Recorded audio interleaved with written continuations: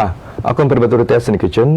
យើងមកជួបគ្នាសាជាថ្មីនៅក្នុងកម្មវិធីទូទៅកោព័ត៌មានពេលព្រឹកដោយនៅក្នុងវគ្គនេះគឺជាវគ្គទស្សនវិជ្ជាថ្មីនៅក្នុងប្រទេសកម្ពុជាដែលយើងមានមន្ត្រីនឹងធ្វើសេចក្តីរាយការណ៍ជូនទៅដល់ប្រិយមិត្តទស្សនិកជនសម្រាប់អ្នករាយការណ៍ជាដំបូងគេនោះគឺលោកវិពឿនពីខេត្តបៃលិនជំរាបសួរលោកពឿនបាទសូមជម្រាបសួរលោកសំឡាងនៅនាមកានិកាក្រុមការងារនិងទូតជនអស់ដែលកំពុងតាមដានទូរទស្សន៍ផ្សាយទូទៅជាតិអត់ទីក្រុមបាទលោកពឿនថាតើនៅព្រឹកនេះមានព័ត៌មានអ្វីនឹងធ្វើសេចក្តីរាយការណ៍ជូនបាទព្រឹកនេះមានព័ត៌មានចំនួន2បាទដែលព័ត៌មានទី1នេះគឺនិយាយអំពីគ្រោះថ្នាក់ចរាចរណ៍រវាងម៉ូតូនិងរថយន្តតាក់ស៊ីបាទត្រូវបានបោះស្រាយបញ្ចប់ជាការពោក្រុមការសម្របសម្រួលពីសំណាក់លោកជំទាវបណ្ឌិតបានព្រៃមុំអភិបាលនៃគណៈអភិបាលខេត្តបៃលិនបាទសូមជើញបាននៅពេលខែទី19ខែឧសភាឆ្នាំ2025លោកជំទាវបណ្ឌិតបានព្រៃមុំអភិបាលនៃគណៈអភិបាលខេត្តបៃលិនបានជួបសម្របសម្រួលដោះស្រាយបញ្ចប់ជម្លោះរវាងភាគីខាងរថយន្តនិងភាគីខាងម៉ូតូដែលបានជួបគ្រោះថ្នាក់ចរាចរណ៍កាលពីវេលាម៉ោង17ថ្ងៃទី4ខែឧសភាឆ្នាំ2025នៅក្នុងពេលដែលកំពុងបើកបរចាស់គ្នា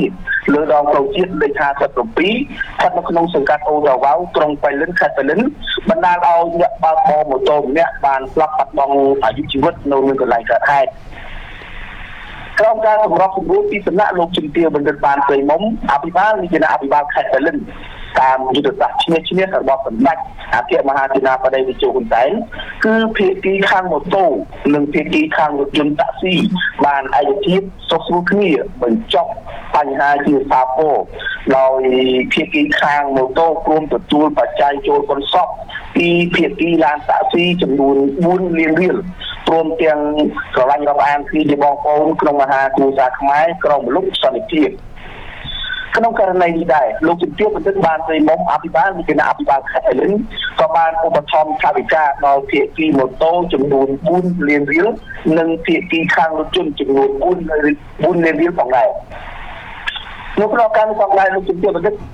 អភិបាលខេត្តក៏បានមានប្រសាសន៍កោតសរសើរដល់មន្ត្រីជំនាញចរាចរណ៍ប្រកបខេត្តបៃលិនដែលបានអនុវត្តការងារទៅតាមទូនាទីភារកិច្ចរបស់ខ្លួនប្រកបដោយវិជ្ជាជីវៈនិងបានសំណូមពរដល់ប្រជាជនមហាជនទាំងអស់បញ្ឈប់ការវែកញែករកខុសរកត្រូវបន្តទៀតនិងត្រូវមានជំហរជឿជាក់លើការអនុវត្តច្បាប់របស់មន្ត្រីជំនាញជាពិសេសត្រូវជឿជាក់លើការដឹកនាំរបស់ប្រមុខរាជរដ្ឋាភិបាលដែលមានសម្ដេចមហាបវរធិបតីហ៊ុនម៉ាណែតជានាយករដ្ឋមន្ត្រីបាទសូមបញ្ជាក់ថាករណីគ្រោះថ្នាក់ចរាចរណ៍នេះគឺមានភាពល្បីរន្ទឺខ្លាំងដោយមានការវែកញែកបញ្ចេញមតិយោបល់ច្រើនតាមបណ្ដាញសង្គមពិសេសខ្លឹមសារនៃការស្ដីបន្ទោសលើក្រុមគ្រួសារសពខាងម៉ូតូដែលមានគម្រោងចង់ប្តឹងទៅតុលាការខេត្តបៃលិនពីសំណងពីម្ចាស់ឡានតាក់ស៊ីចំនួន